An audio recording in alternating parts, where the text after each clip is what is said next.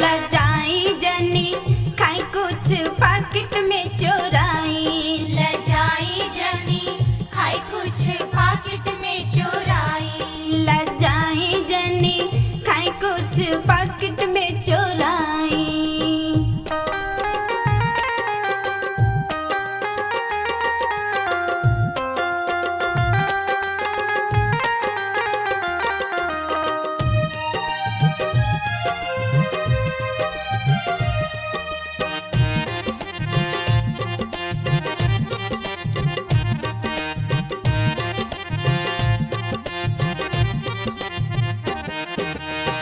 मिलल ना होई समधी कबहू भोजन ऐसन।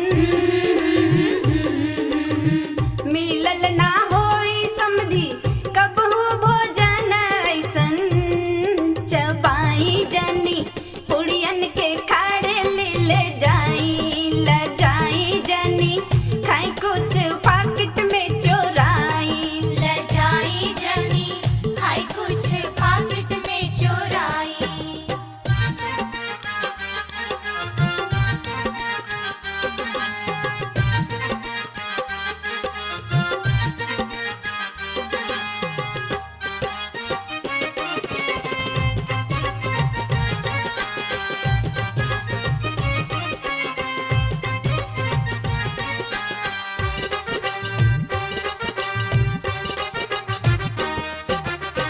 किलो भर दाम खाई बुनियो ना काम खाई।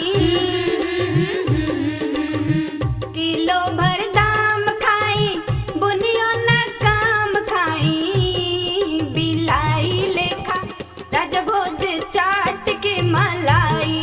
लजाई जनी खाई कुछ पाकिट में चोराई।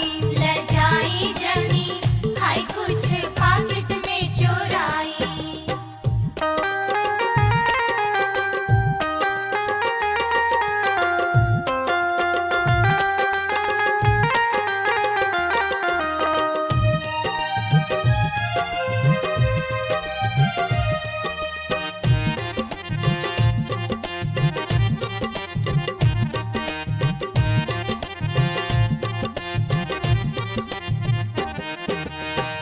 ए मती जनिहा समधी